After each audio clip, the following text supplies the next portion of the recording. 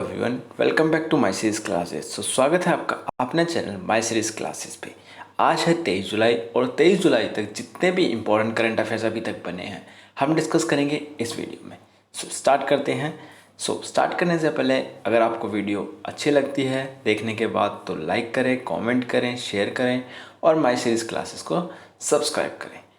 आज का टारगेट हमारा 50 लाइक्स का। 50 लाइक्स के टारगेट को पूरा करने की पूरी कोशिश करेंगे, ठीक है। First current affair news. First news है कैफ़े कॉफ़ी डे। देखो सीसीडी बोलते हैं जिसे, कि मूल कंपनी कॉफ़ी डे एंटरप्राइजेज ने अपने सीएफओ को संभालने के लिए किससे सम्मिलित किया है।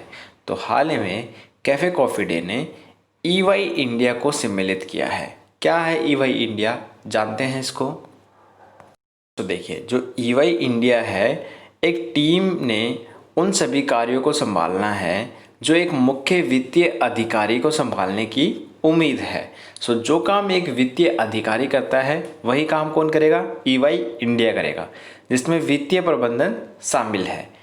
यह ऐसे समय में हुआ जब कर्ज से लदी सीडेल ने अपने पूरे कारोबार के लिए बोली प्रक्रिया को फिर से शुरू करना चाह रही है। इम्पॉर्टेंट है ये न्यूज़, याद रखना। नेक्स्ट, जो हाल ही में हमने बात करी है ईवाई इंडिया की, तो अब डिस्कस करते हैं हमारे ऑप्शंस को। जैसे कि आप सभी को पता है कि हमारे ऑप्शंस भी करंट अफेयर्स की न्यूज़ से ही होते हैं, ठीक है।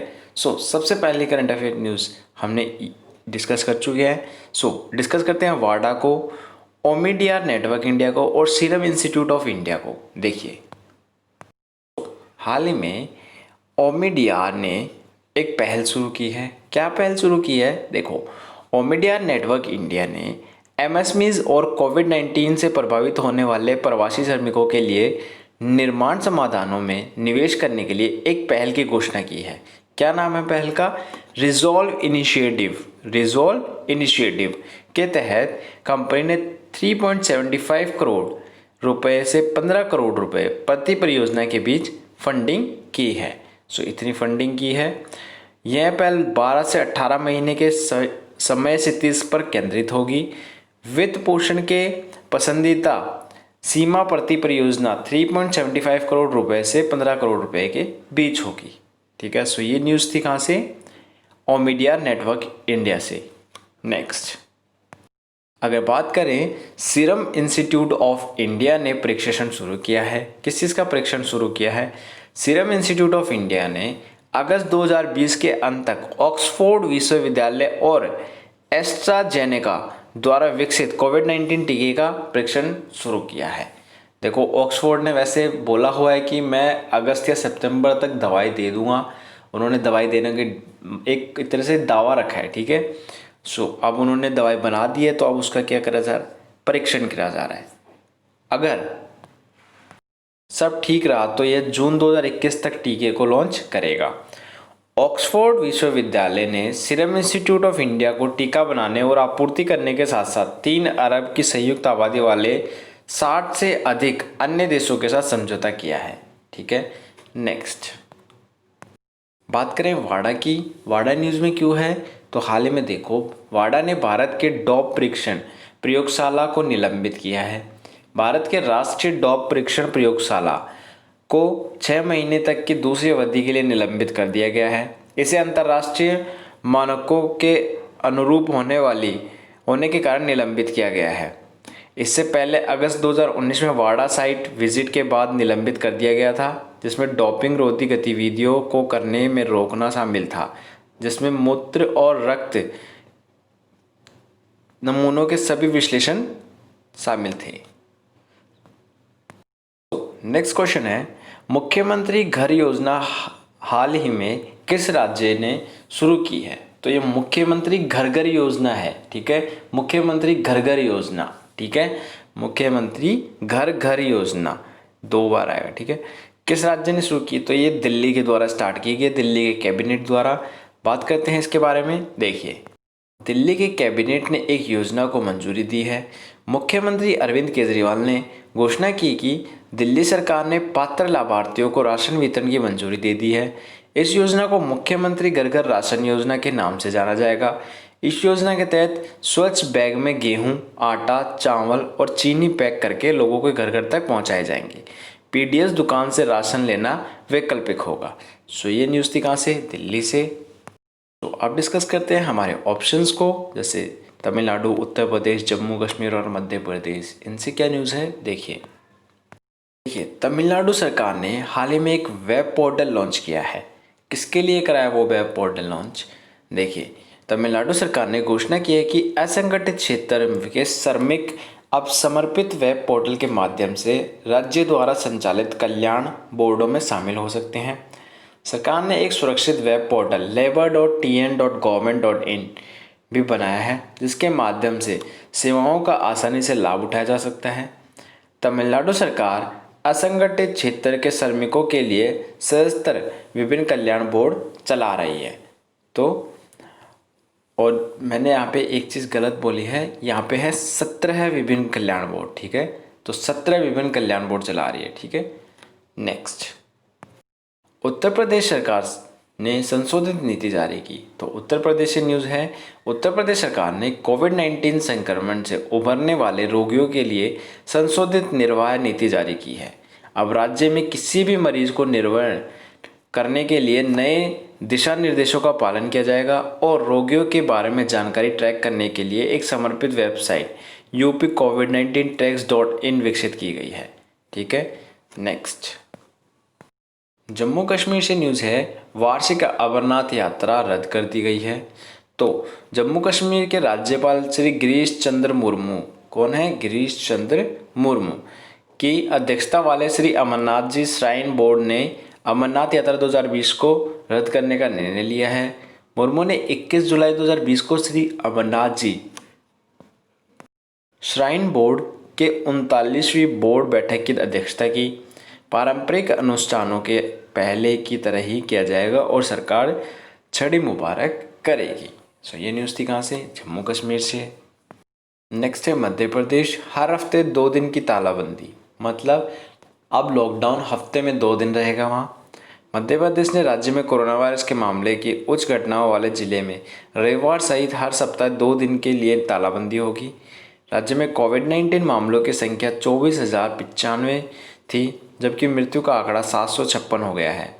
राज्य के स्वास्थ्य विभाग के अनुसार सभी 52 जिलों में सक्रिय मामले हैं। आवश्यक सेवाओं को छोड़कर सभी गतिविधियां इस अवधि के दौरान प्रतिबंध रहेगी। तो मध्य प्रदेश से ये न्यूज़ थी। हमारा नेक्स्ट क्वेश्चन है, हाल ही में बिहार भाजपा एमएलसी का निधन हो गया है, उनका नाम है। तो बिहार भाजपा एमएलसी का निधन हुआ है, उनका नाम है सुनील कुमार सिंह, ठीक है। बात करते हैं इनके बारे में। देखिए, बिहार भाजपा एमएलसी सुनील कुमार सिंह का निधन हो गया है और कोविड-19 के मरने वाले राज्य के पहले विधायक हैं, ठीक है। सो इतना ही याद रखना, नाम इम्पोर्टेंट है। बात करें हमारे और ऑप्शंस की, तो रमेश बाबू ऑप्शन में है। तो उनको क्या करा है? करूर वैश्य बैंक के एमडी बनाया गया है, ठीक है। सो करूर वैश्य बैंक ने घोषणा की है कि उसने रमेश बाबू बोडू को एमडी और मुख्य कार्यकारी अधिकारी नियुक्त किया है। सो याद रखना, इम्पोर्टेंट है। बात करें बलदेव सिंह की, तो बलदेव सिंह सदाकर्णम की एक पुस्तक आई है। साहित्य अकादमी पुरस्कार विजेता बलदेव सिंह ने सदाकर्णम ने एक पुस्तक सूरज काड़े मरदा नहीं, देखो पुस्तक का नाम देखो, सूरज काड़े मरदा नहीं लिखी है। इसका मतलब है सूरज कभी नहीं मरता। पुस्तक स्वतंत्रता सेनानी उधम सिंह के कई पहलुओं को चित्रित करती है और यूनिस्टार बुक्स द्वारा प्रकाशित की गई है। नेक्स्ट क्वेश्चन है, हाल ही में जुआन मार्शे उपन्यासकार का निधन हो गया है। वह किस देश से संबंधित थे? तो वह स्पेन से संबंधित थे। बात करते हैं जुआन मार्शे के बारे में। देखिए, स्पेनिश उपन्यासकार जुआन मार्शे का निधन हो गया है। वह स्पेन से थे और किससे संबंधित थे? उपन्यासकार थे, लेखक थे और नाम क्या था? जुआन मार्शे। सिर्फ इतना याद रखना। नेक्स्ट, तो अब बात करें हमारे ऑप्शंस की। संयुक्त अरब अमीरात, मालदीव, दक्षिण अफ्रीका।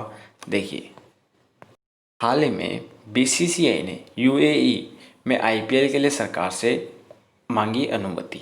बीसीसीआई संयुक्त अरब अमीरात में 2020 के इंडियन प्रीमियर लीग आईपीएल के लिए सरकार की अनुमति लेगा। तो आईपीएल करवाने की सोच रही है, ठीक है, और किससे परमिशन ले रही है? यूएई से। यह बात 21 जुलाई 2020 को आईपीएल प्रमुख ब्रजेश पटेल ने की है।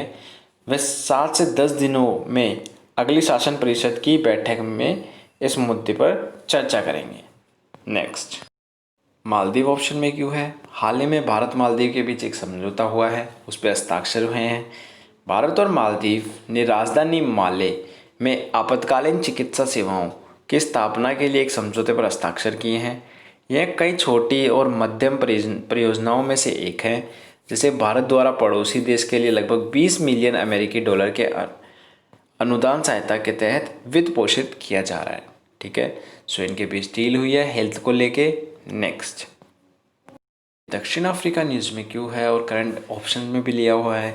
तो एचआईएल ने दक्षिण अफ्रीका को 20.60 मीट्रिक टन डीडीटी दी है। तो एचआईएल इंडिया लिमिटेड ने अपने मलेरिया नियंत्रण, देखो किस लिए दिए? मलेरिया नियंत्रण कार्यक्रम के लिए दक्षिण अफ्रीका को 20.60 मीट्रिक टन डीडीटी 75% डब्ल्यूवीपी की आपूर्ति की है।